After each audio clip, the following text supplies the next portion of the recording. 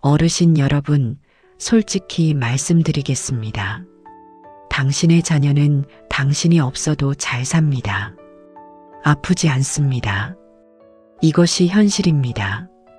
당신이 먼저 연락하지 않으면 한 달도, 두 달도 아무 연락 없이 흘러갑니다.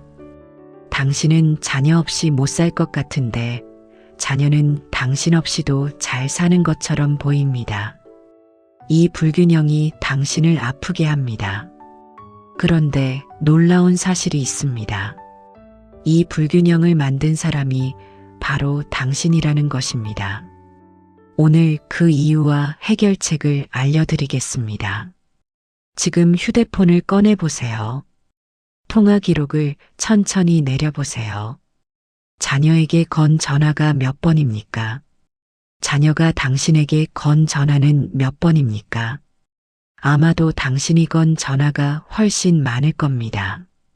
10통 중에 9통은 당신이 먼저였을 겁니다.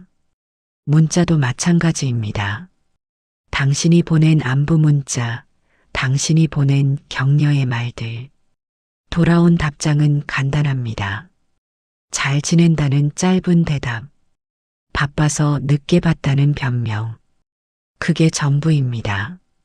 더 가슴 아픈 건 자녀가 먼저 연락할 때입니다. 반가운 마음에 전화를 받으면 대부분 용건입니다. 돈을 보내달라는 부탁, 손주를 봐달라는 요청, 차를 빌려달라는 말, 이사를 도와달라는 부탁, 필요할 때만 생각나는 사람. 그게 바로 지금 당신의 위치입니다. 며느리나 사위는 더합니다. 1년에 명절 인사 2번이 전부입니다. 어버이날에 카네이션 하나 달아주면 그나마 다행입니다. 당신이 아파도 모릅니다. 당신이 외로워도 모릅니다. 당신의 일상이 어떤지 궁금해하지 않습니다. 손주를 봐주고 돌아오는 길. 허리는 아프고 다리는 후들거립니다. 그래도 기분이 좋아야 하는데 이상하게 허전합니다. 고맙다는 말 한마디 없이 당연하게 받아들이는 모습이 자꾸 떠오릅니다. 명절날은 더 힘듭니다. 새벽부터 일어나 장을 보고 음식을 준비합니다. 온종일 부엌에서 땀 흘리며 일합니다. 자녀 가족이 도착하면 반갑게 맞이합니다. 함께 식사를 하고 이야기를 나눕니다. 하지만 대화는 길게 이어지지 않습니다. 당신이 물어봐야 대답합니다. 당신이 말을 멈추면 침묵이 흐릅니다. 식사가 끝나면 자녀는 휴대폰을 봅니다. 며느리나 사위는 아이들 옆에 앉아 있습니다. 당신은 부엌에서 설거지를 합니다. 그릇이 많습니다. 냄비도 여러 개입니다. 허리가 아파도 계속 씻습니다. 설거지를 끝내고 거실로 나오면 자녀가 일어서며 말합니다. 차가 막히기 전에 가야 한다고 합니다. 이제 가봐야겠다고 합니다. 그렇게 떠나보내고 나면 혼자가 됩니다. 소파에 앉아 텔레비전을 켜도 소리만 들립니다. 마음 한구석이 텅 빈 것 같습니다. 이런 날들이 반복됩니다. 1년이 가고 2년이 갑니다. 당신은 계속 먼저 연락하고 계속 챙기고 계속 기다립니다. 하지만 관계는 가까워지지 않습니다. 오히려 점점 멀어지는 것 같습니다. 왜 이렇게 된 걸까요? 당신이 뭘 잘못한 걸까요? 아니면 요즘 자녀들은 다 이런 걸까요? 지난 1년간 자녀에게 얼마를 주었는지 생각해 보세요. 돈만 따지는 게 아닙니다. 시간도 마음도 몸도 다 계산에 넣어 보세요. 전세 보증금을 보탰습니다. 차 바꿀 때 돈을 보탰습니다. 손주 학원비를 매달 보냈습니다. 명절 때마다 용돈을 챙겼습니다. 급하다고 할 때마다 통장을 열었습니다. 시간도 많이 썼습니다. 자녀 내외가 출장 갈 때마다 손주를 맡았습니다. 일주일씩, 때로는 열흘씩 아이들을 돌봤습니다. 학교 보내고 밥 해주고 숙제 봐주고 재웠습니다. 몸도 많이 썼습니다. 이사할 때마다 가서 청소를 도왔습니다. 김장철이면 김치를 담가서 갖다 줬습니다. 아이가 아플 때마다 달려갔습니다. 그만큼 돌아왔습니까? 고맙다는 말이라도 자주 들었습니까? 아마 아닐 겁니다. 당신이 해준 것들은 공기처럼 당연하게 여겨졌을 겁니다. 부모는 원래 그런 거라고 생각했을 겁니다. 엄마는 원래 돈을 주는 사람이라고 여겼을 겁니다. 답을 찾고 싶습니다. 이 외로움에서 벗어나고 싶습니다. 자녀와 진짜 가까워지고 싶습니다. 오늘 이 이야기가 당신에게 도움이 될 것이라 확신합니다. 끝까지 들어주세요. 당신의 관계가 달라지기 시작할 겁니다. 이 영상이 도움이 된다면 댓글에 네라고 적어주세요. 도움이 되지 않는다면 노라고 적어주세요. 여러분의 솔직한 의견이 저를 더 성장하게 만듭니다. 오늘 이야기가 마음에 와닿으신다면 구독과 좋아요 부탁드립니다. 영상 끝까지 보시면 당신의 삶이 달라지는 계기가 될 겁니다. 이제부터 한 분의 이야기를 들려드리겠습니다. 아마 여러분과 비슷한 이야기일 겁니다. 65세 이정혜 씨 이야기입니다. 정혜 씨에게는 아들이 하나 있습니다. 이름은 재현. 재현은 10년 전에 결혼했습니다. 지금은 두 아이의 아버지입니다. 결혼 초반만 해도 재현은 자주 연락했습니다. 일주일에 한두 번은 전화가 왔습니다. 주말이면 가끔 집에 들르기도 했습니다. 하지만 시간이 지나면서 연락은 줄어들었습니다. 한 달에 한 번, 두 달에 한 번으로 바뀌었습니다.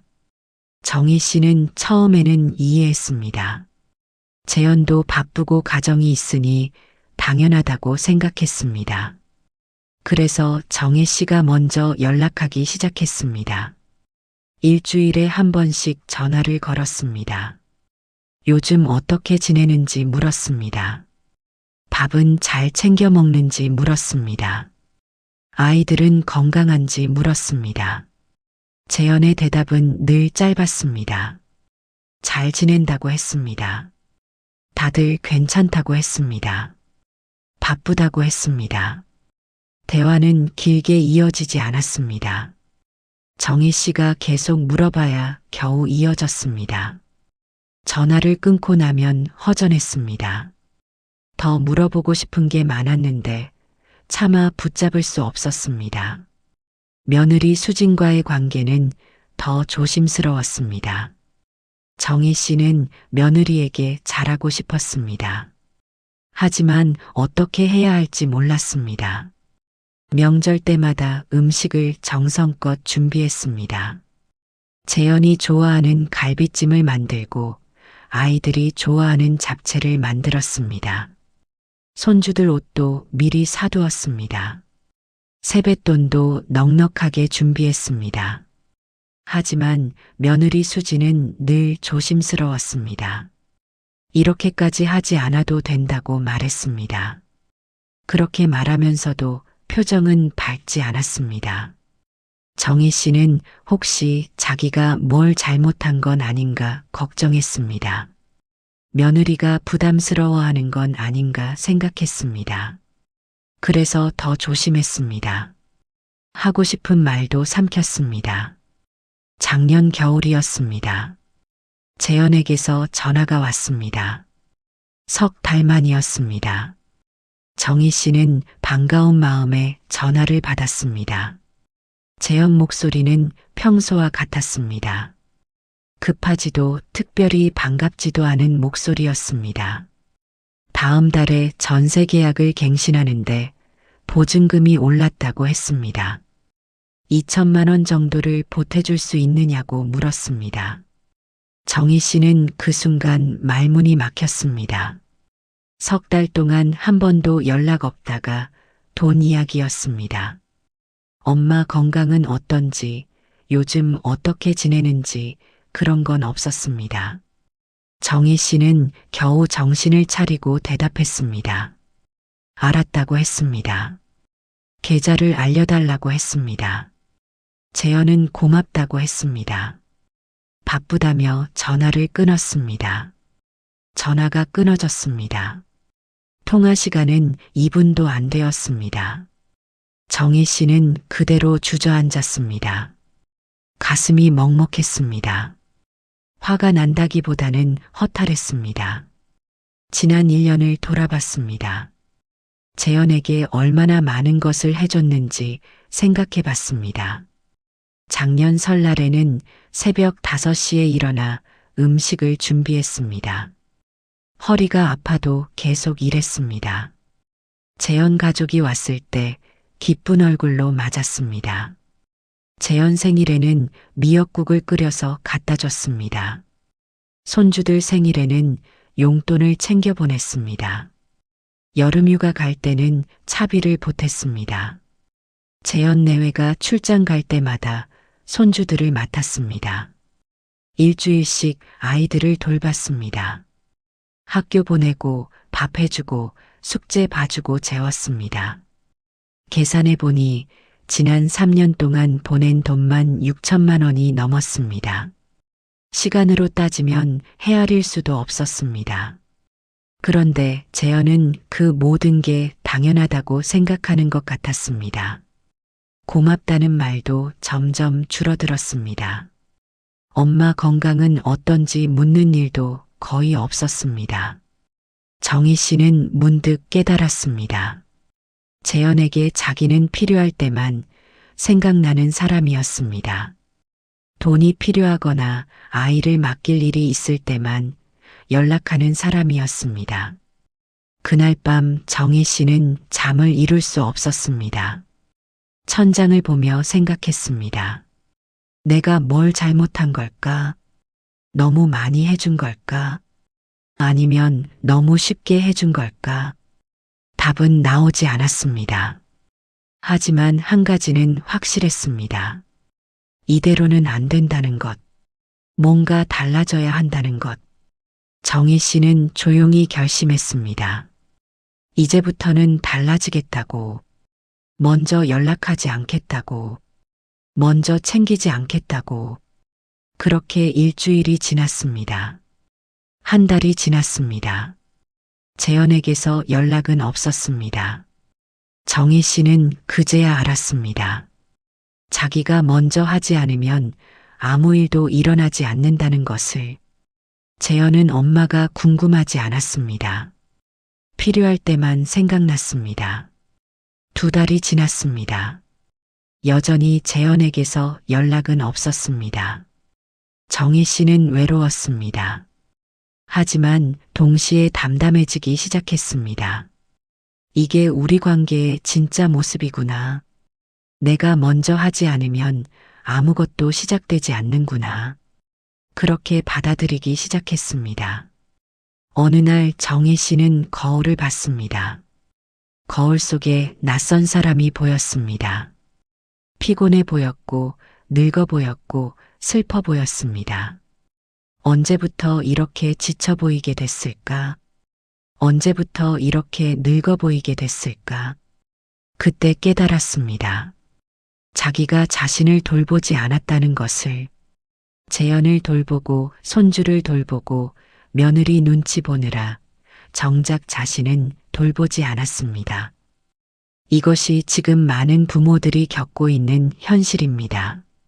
당신도 혹시 정희 씨와 비슷한 상황은 아닙니까? 자녀에게 모든 것을 주면서 정작 자신은 잃어버리고 있지는 않습니까? 정희 씨의 이야기는 특별한 이야기가 아닙니다. 오늘날 수많은 부모들이 겪고 있는 일입니다. 당신도 마찬가지일 겁니다. 먼저 한 가지 분명히 해야 할 것이 있습니다. 이것은 누구의 잘못도 아닙니다. 자녀가 나빠서가 아닙니다. 당신이 부족해서도 아닙니다. 다만 관계의 패턴이 잘못되었을 뿐입니다. 오랜 시간 동안 만들어진 습관이 문제일 뿐입니다. 심리학에서는 이것을 일방적 관계라고 부릅니다. 한쪽에서만 에너지를 쏟는 관계, 한쪽에서만 관심을 보이는 관계. 이런 관계는 결국 불균형을 만들어냅니다. 미국의 한 가족관계 연구소에서 30년 동안 중장년 부모와 성인 자녀의 관계를 분석했습니다. 놀라운 결과가 나왔습니다. 연락의 70%는 부모가 먼저 시작했습니다. 자녀가 먼저 연락한 경우는 30%에 불과했습니다. 더 놀라운 건 그 30%의 내용이었습니다. 자녀가 먼저 건 전화의 80%는 용건이 있을 때였습니다. 단순히 안부를 묻기 위한 연락은 고작 20%였습니다. 이 숫자를 보면 알 수 있습니다. 정혜 씨만의 문제가 아니라는 것을, 당신만의 문제가 아니라는 것을, 우리 모두의 문제라는 것을. 그렇다면 왜 이런 일이 벌어지는 걸까요? 자녀가 부모를 사랑하지 않아서일까요?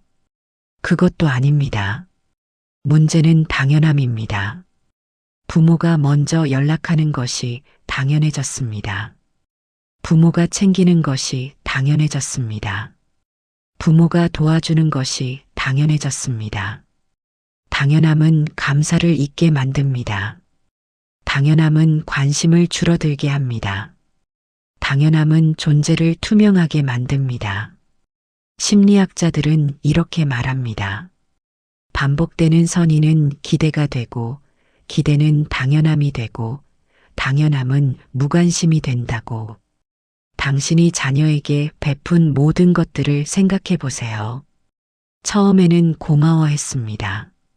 하지만 시간이 지나면서 점점 당연하게 받아들였습니다. 이제는 고맙다는 말도 줄어들었습니다. 왜냐하면 부모는 원래 그런 거라고 생각하기 때문입니다. 엄마는 원래 챙기는 사람이라고 여기기 때문입니다. 아빠는 원래 도와주는 사람이라고 생각하기 때문입니다. 구체적인 예를 들어볼까요? 처음 손주를 봐줬을 때를 기억하세요. 자녀는 정말 고마워했습니다. 미안해했고 감사했습니다. 하지만 10번째, 20번째 봐줄 때는 어땠습니까? 고맙다는 말이 줄어들었습니다. 당연한 듯이 부탁했습니다.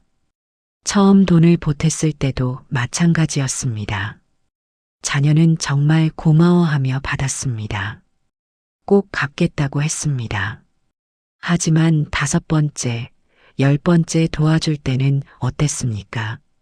갚겠다는 말도 사라졌습니다. 고맙다는 말도 짧아졌습니다. 이것이 첫 번째 교훈입니다. 일방적으로 주는 사랑은 관계를 가깝게 만들지 않습니다. 오히려 거리를 만듭니다. 불균형을 만듭니다. 당신이 많이 줄수록 자녀는 더 당연하게 받습니다. 당신이 많이 챙길수록 자녀는 덜 챙깁니다. 당신이 많이 연락할수록 자녀는 덜 연락합니다. 이것은 자녀의 본성이 나빠서가 아닙니다.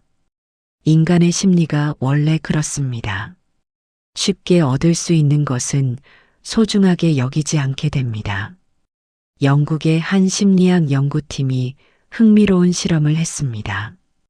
부모가 경제적 지원을 많이 할수록 자녀의 감사 표현이 줄어든다는 것을 발견했습니다. 도움이 반복될수록 당연함이 커졌습니다. 반대로 가끔 도와주고 가끔 거절하는 부모의 경우는 달랐습니다. 자녀들은 도움을 받을 때마다 더 감사했습니다. 당연하게 여기지 않았습니다. 이것이 역설입니다. 더 많이 주는 것이 더 나은 관계를 만들지 않습니다. 적절하게 주는 것이 더 건강한 관계를 만듭니다. 두 번째 교훈은 이것입니다. 관계는 균형이 필요합니다. 주고받음이 있어야 합니다. 서로 궁금해하는 마음이 있어야 합니다. 한쪽에서만 주면 받는 쪽은 편해집니다. 노력하지 않아도 되니까요. 신경 쓰지 않아도 되니까요. 그냥 받기만 하면 되니까요. 그러면서 관계는 점점 일방통행이 됩니다. 당신은 계속 주고 자녀는 계속 받습니다. 당신은 계속 궁금해하고 자녀는 무관심합니다. 당신은 계속 외롭고 자녀는 편합니다. 이것이 지금 당신과 자녀의 관계입니다. 솔직하게 인정해야 합니다.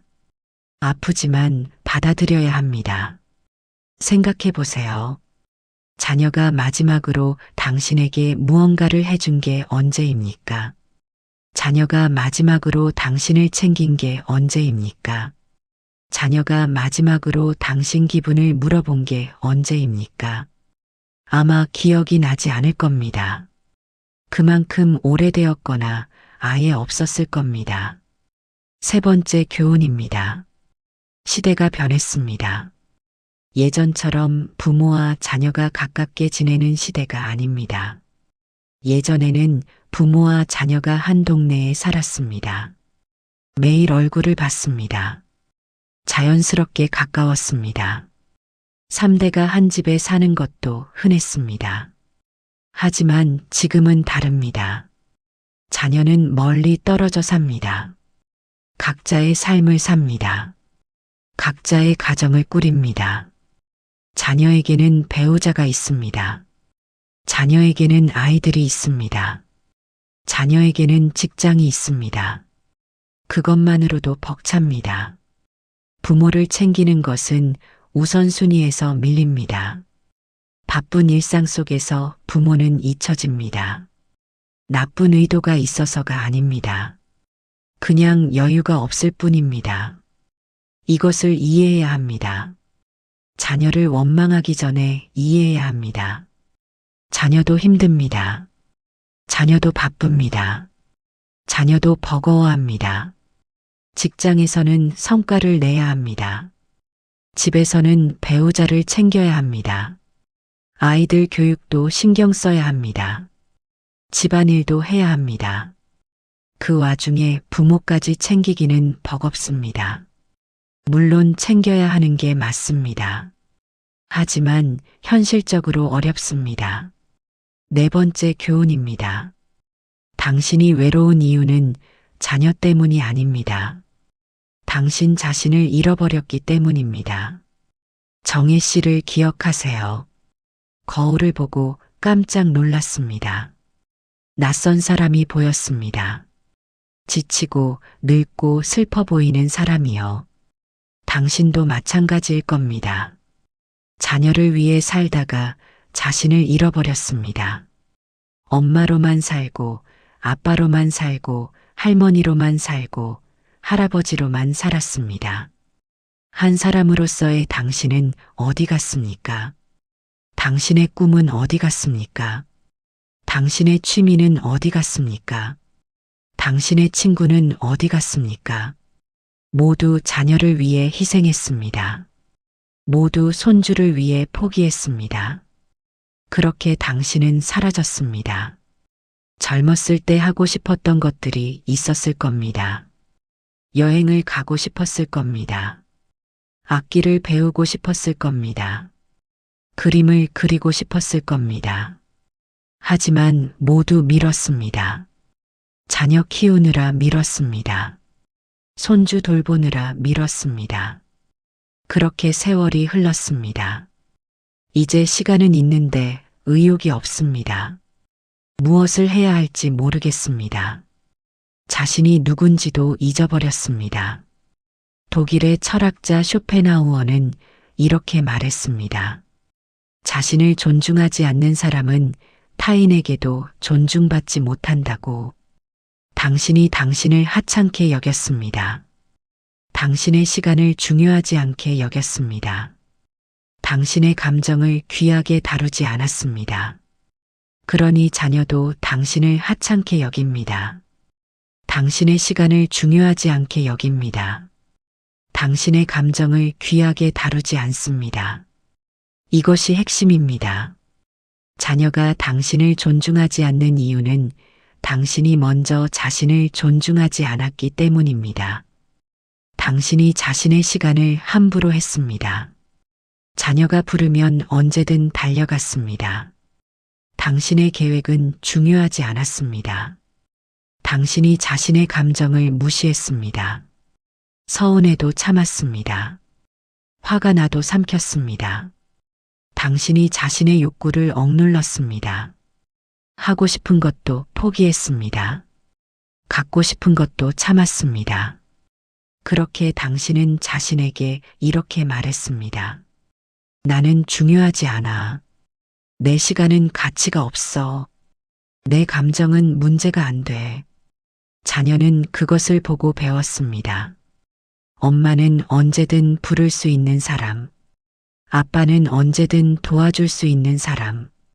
그렇게 생각하게 되었습니다. 이제 달라져야 합니다.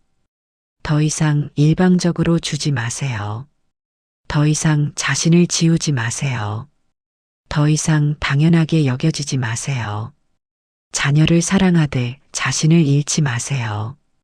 도와주되 희생하지는 마세요. 기다리되 무너지지는 마세요. 관계를 바꾸는 것은 자녀가 아닙니다. 당신입니다. 당신이 먼저 달라져야 합니다. 당신이 먼저 자신을 존중해야 합니다. 그래야 자녀도 당신을 존중하게 됩니다. 그래야 관계가 균형을 찾게 됩니다. 그래야 진짜 가까워질 수 있습니다. 변화는 어렵습니다. 오랜 습관을 바꾸는 것은 고통스럽습니다. 하지만 이대로 살 수는 없습니다. 지금부터 구체적인 방법을 알려드리겠습니다.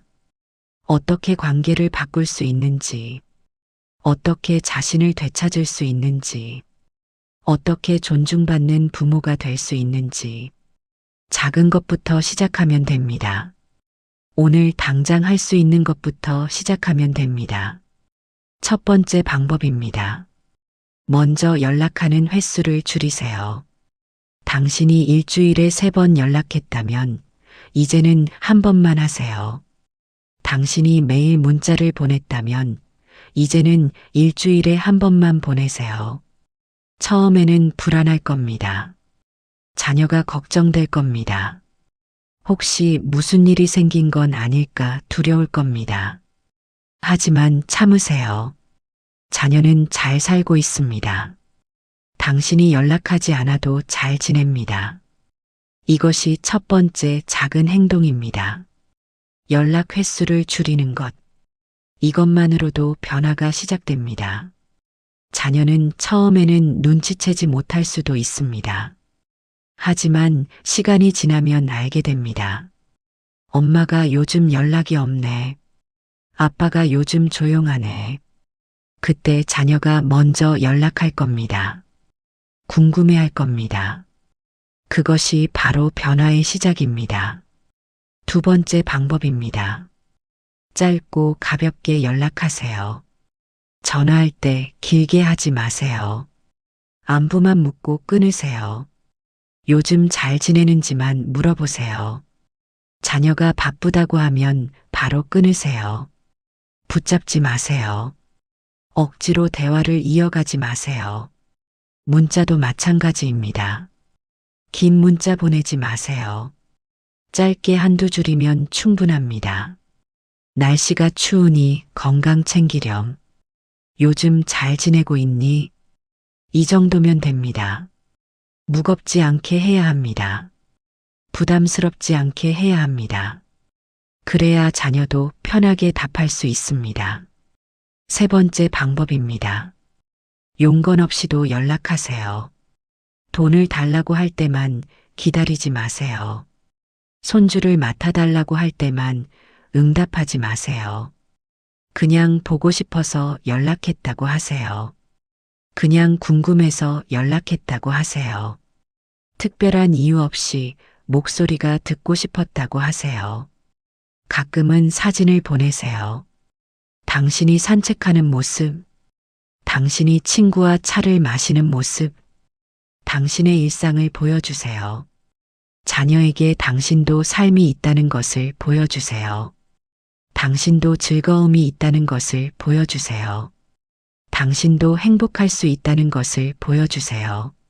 네 번째 방법입니다. 자녀의 일정을 존중하세요. 바쁜 시간에 전화하지 마세요. 출근 시간, 퇴근 시간, 저녁 식사 시간을 피하세요. 주말 아침도 피하세요. 자녀에게 물어보세요. 언제 전화하면 편한지, 언제가 좋은지, 그 시간에 맞춰서 연락하세요. 자녀의 시간을 배려하는 것, 이것도 존중입니다. 다섯 번째 방법입니다. 거절하는 법을 배우세요. 자녀가 돈을 달라고 할 때 무조건 주지 마세요. 여유가 없으면 없다고 하세요. 지금은 어렵다고 하세요. 손주를 봐달라고 할 때도 마찬가지입니다. 몸이 안 좋으면 안 된다고 하세요. 다른 약속이 있으면 있다고 하세요. 거절한다고 나쁜 부모가 되는 게 아닙니다. 거절한다고 사랑이 없어지는 게 아닙니다. 거절할 권리가 당신에게도 있습니다. 처음에는 미안할 겁니다. 죄책감이 들 겁니다. 하지만 참으세요. 자녀는 이해할 겁니다. 자녀도 어른입니다. 스스로 해결할 수 있습니다. 여섯 번째 방법입니다. 당신의 삶을 가꾸세요. 자녀 생각만 하지 마세요. 당신 자신을 돌보세요. 당신이 좋아하는 일을 하세요. 산책을 나가세요. 책을 읽으세요. 친구를 만나세요. 취미를 가지세요. 젊었을 때 하고 싶었던 것을 하세요. 지금이라도 늦지 않았습니다. 당신의 인생은 아직 끝나지 않았습니다. 심리학자들은 이렇게 말합니다. 건강한 독립성이 건강한 관계를 만든다고. 당신이 충만하면 자녀도 편합니다. 당신이 행복하면 자녀도 안심합니다. 당신이 자립적이면 자녀도 자유롭습니다. 일곱 번째 방법입니다. 기대를 낮추세요. 자녀가 매일 연락하기를 기대하지 마세요. 자녀가 자주 찾아오기를 바라지 마세요. 자녀가 모든 것을 알아주기를 원하지 마세요. 기대가 크면 실망도 큽니다. 기대가 없으면 상처도 적습니다. 대신 작은 것에 감사하세요. 일주일에 한 번 전화가 와도 감사하세요. 한 달에 한 번 만나도 감사하세요. 명절에 함께 할 수 있어도 감사하세요. 당연하게 여기지 마세요. 자녀가 시간을 내는 것도 노력입니다. 그 노력을 인정하세요. 여덟 번째 방법입니다. 솔직하게 표현하세요. 외로우면 외롭다고 하세요. 보고 싶으면 보고 싶다고 하세요. 서운하면 서운하다고 하세요. 하지만 비난하지는 마세요. 왜 연락을 안 하느냐고 따지지 마세요. 왜 안 오느냐고 원망하지 마세요. 그냥 당신의 감정을 표현하세요. 엄마가 요즘 좀 외로워. 아빠가 너 목소리 듣고 싶어. 이렇게요. 솔직한 표현은 자녀의 마음을 움직입니다. 비난은 자녀를 멀어지게 하지만 솔직함은 가까워지게 합니다. 아홉 번째 방법입니다. 감사를 표현하세요. 자녀가 연락하면 고맙다고 하세요. 자녀가 찾아오면 고맙다고 하세요. 작은 것에도 감사하세요. 감사는 더 많은 감사를 만듭니다. 당신이 고마워하면 자녀도 기분이 좋습니다. 자녀도 더 자주 연락하고 싶어집니다. 프랑스의 철학자 볼테르는 이렇게 말했습니다. 감사는 훌륭한 사람들의 기억이라고. 감사할 줄 아는 사람이 존중받습니다. 감사할 줄 아는 사람이 사랑받습니다. 10번째 방법입니다. 인내심을 가지세요. 변화는 하루아침에 오지 않습니다. 한 달, 두 달, 석 달이 걸릴 수 있습니다. 때로는 1년이 걸릴 수도 있습니다. 하지만 포기하지 마세요. 꾸준히 실천하세요. 작은 변화들이 쌓이면 큰 변화가 됩니다. 자녀도 서서히 변할 겁니다. 자녀도 조금씩 달라질 겁니다. 관계도 천천히 회복될 겁니다. 이 모든 방법의 핵심은 하나입니다. 당신이 먼저 달라지는 것입니다. 당신이 먼저 자신을 존중하는 것입니다. 당신이 먼저 자신을 사랑하는 것입니다. 자녀를 바꾸려 하지 마세요. 자녀는 당신이 바꿀 수 없습니다. 당신이 바꿀 수 있는 건 당신 자신뿐입니다. 당신이 달라지면 관계도 달라집니다. 당신이 존중받으면 자녀도 존중합니다. 당신이 행복하면 자녀도 편합니다. 고대 그리스의 철학자 에픽테토스는 이렇게 말했습니다. 다른 사람을 바꾸려 하지 말고 자신을 바꾸라고. 우리가 통제할 수 있는 것은 오직 우리 자신뿐이라고. 그 말이 맞습니다. 자녀의 마음을 당신이 바꿀 수 없습니다. 자녀의 행동을 당신이 강요할 수 없습니다. 하지만 당신의 태도는 바꿀 수 있습니다. 당신의 반응은 바꿀 수 있습니다. 당신의 삶은 바꿀 수 있습니다. 오늘부터 시작하세요. 오늘 당장 할 수 있는 것 하나를 실천하세요. 먼저 연락하지 않기, 짧게 연락하기, 거절하기, 자신의 삶 가꾸기, 무엇이든 좋습니다. 하나만 선택해서 시작하세요. 그리고 댓글로 알려주세요. 오늘 이 영상을 보고 실천하기로 결심한 것이 몇 번인지, 하나인지, 둘인지, 셋인지, 여러분의 댓글 하나하나가 저에게 큰 힘이 됩니다. 여러분의 참여가 이 영상을 더 가치 있게 만듭니다. 여러분의 실천이 다른 분들에게도 용기를 줍니다. 여러분의 경험이 같은 고민을 하는 분들에게 희망이 됩니다. 댓글로 함께 나누세요. 당신의 이야기를 들려주세요. 우리는 혼자가 아닙니다. 당신은 충분히 좋은 부모입니다. 평생을 자녀를 위해 살아왔습니다. 이제는 당신을 위해 살 시간입니다. 자녀를 사랑하되 자신을 잃지 마세요.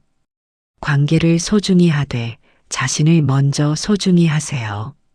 외롭더라도 존엄을 지키세요. 당신은 존중받을 자격이 있습니다. 당신은 행복할 자격이 있습니다. 당신은 사랑받을 자격이 있습니다. 자녀에게서 받지 못한 사랑을 스스로에게 주세요. 자녀에게서 받지 못한 관심을 스스로에게 주세요. 자녀에게서 받지 못한 존중을 스스로에게 주세요. 그것이 시작입니다. 당신이 당신을 사랑할 때 다른 사람도 당신을 사랑합니다. 당신이 당신을 존중할 때 다른 사람도 당신을 존중합니다. 오늘 하루 당신 자신에게 좋은 사람이 되어주세요. 오늘 하루 당신 자신을 소중히 대해주세요. 오늘 하루 당신 자신을 사랑해주세요. 그 작은 하루가 모여서 일주일이 되고 한 달이 되고 1년이 됩니다. 그렇게 당신의 삶이 달라집니다. 그렇게 당신과 자녀의 관계도 달라집니다. 오늘도 여러분 곁에서 함께하겠습니다. 여러분의 행복을 응원합니다. 여러분의 변화를 응원합니다. 구독과 좋아요로 함께해 주세요. 댓글로 당신의 마음을 나눠주세요. 우리 함께 걸어가겠습니다. 고맙습니다.